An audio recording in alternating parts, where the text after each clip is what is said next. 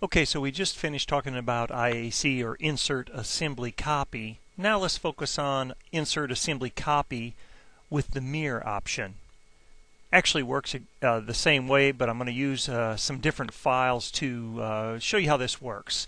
I'm going to pick the block AB. You can see it's just an AB block, and I'm going to click on Open. And you're going to see that the Insert Assembly Copy interface is exactly the same. It is the same interface, but this time you'll notice that we have the mirror option, which we're going to turn on.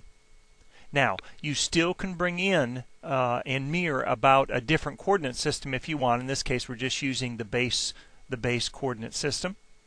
And in fact, let me turn that on just so you can see where that is. Let me cancel that. Fit the view. There we go. So again, I'll grab the AB block. It brings it in, and the base coordinate system. And the key thing about mirror about is we default to the right YZ plane. And you can see that plane here. So when we mirror, we're going to mirror about that plane, but of course you can make a change. You can mirror it about the top plane, or you can mirror it about the front plane, the XZ plane. So depending on what you're looking for, in this case we'll just use the default. Now, another thing that's kind of important is when you mirror these components, it's going to create a new file. And it's going to be the same naming convention as you're used to that you've seen in ST4 and before. Obviously, under the action, you have an option to override if you want. Maybe you want to rotate or even exclude. Now, in this case, I'm just going to go ahead and rotate A. I'm not going to mirror it, but I'm going to set it to rotate. You'll notice here under the mirror about, there's a note. It says overridden actions are indicated with a shaded cell. That's this blue shaded cell. You'll notice I've overridden the default action to rotate. And then of course it talks a little bit about edit pending items manually, or click the change pending to mirror button to change all in a single step. So they're talking about this button. If you have some pending actions and you want to change them all back to mirror in one step, you can just click this particular button. Now, the other thing I want to mention is if we rotate this block, it's going to assume, and 99% of the time it's going to assume the correct plane to rotate about. But in this case, if you want, you can override to the right or front planes. In this case, I'm going to leave it at top plane. And I'm going to go ahead and click on the OK button. So it should rotate the A, and it should mirror the B.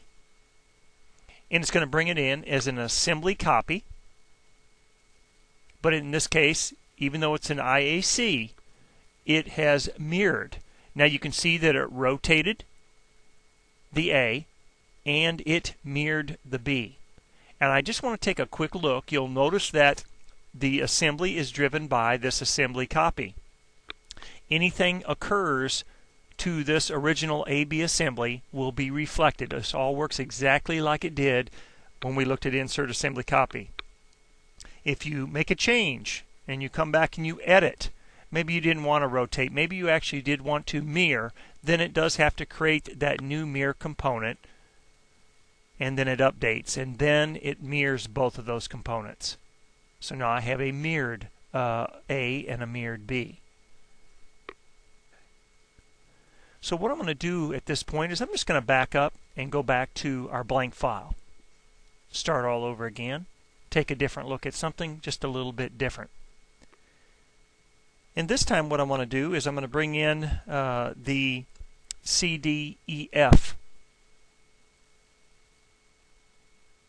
And again, we're going to set it up to mirror.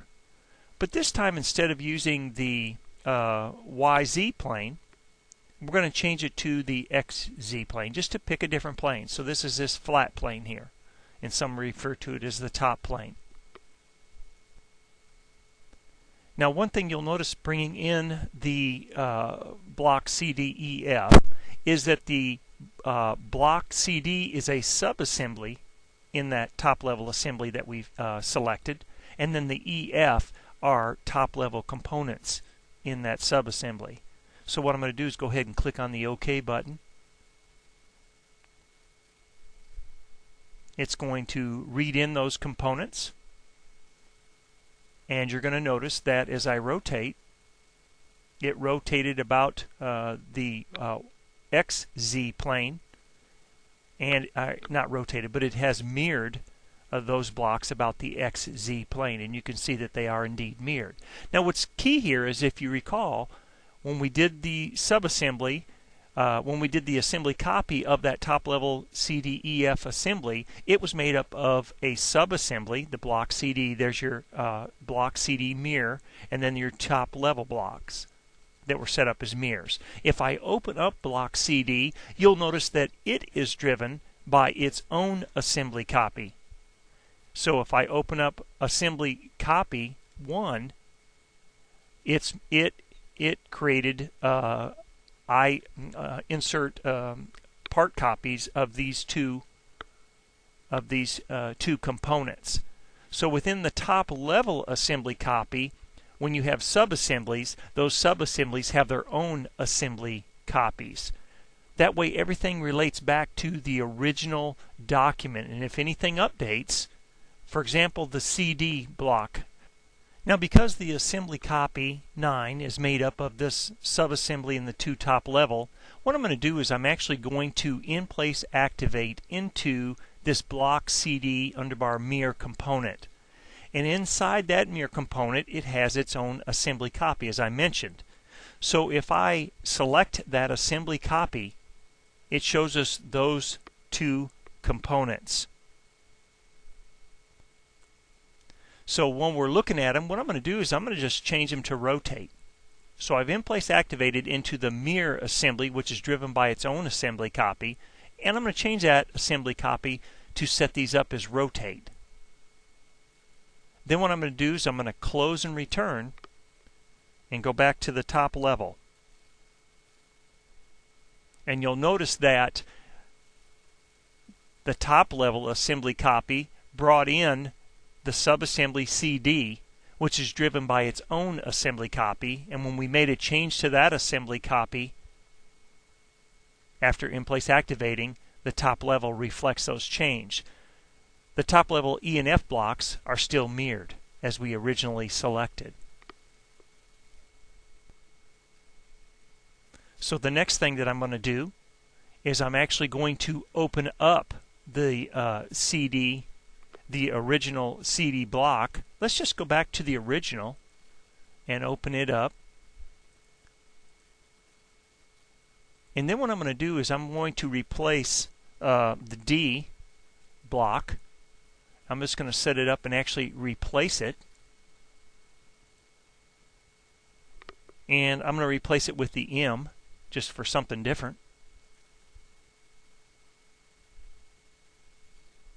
It's going to bring that M block in, and then I will just simply save it. And now I'm going to close it, and you're going to see that our EF is still mirrored, but you'll notice that our assembly copy is updated to the CM block. And you'll notice that there is a gray arrow. It says the feature contains components that need to create new files on disk. Edit the feature to specify the file names. So, you know, we've made a change here. In order to make the mirrored features, we need to update that. So what I'm going to do is I'm simply going to in-place activate, and then I'm going to pick the edit definition of that assembly copy, and you'll notice that it's set to pending here. And so what we can do is simply set it to mirror, and if we want to make this change and maybe we want to mirror that back instead of having it rotate, we can do so. It's going to update, and it's going to re-mirror those components, and you'll see that. And then we'll go back to our top level, and you'll notice that it reflects all of the changes that we've made. Now we've done several things here, and I know it might get a little confusing, but basically we brought in this CDEF assembly as a copied mirrored assembly using insert assembly copy. It's made up of a subassembly and 2 top-level parts. Then we went in and opened or in-place activated into this, and we changed them from mirror to rotate, so it rotated them about that XZ plane. And then we went back to the top level. And then we opened up this subassembly and we replaced a top level component from D to M. And then when we came back in with a gray arrow, it showed that its assembly copy was out of date, and basically just put it in a pending state, letting us know, hey, if you want to create a new file, you need to go in and update it or set it to rotate. Whatever you want to do, you can do that. And so that's what we did. And then when we came back, it all updated. So this kind of gives you a kind of a quick overview of the insert assembly copy with the mirror option. Obviously, it's wide open to bring in assemblies and mirror them, and select if you don't want to mirror. You can override and set to rotate or exclude. With this movie, hopefully it gives you a little bit of insight in how to use the new insert assembly copy with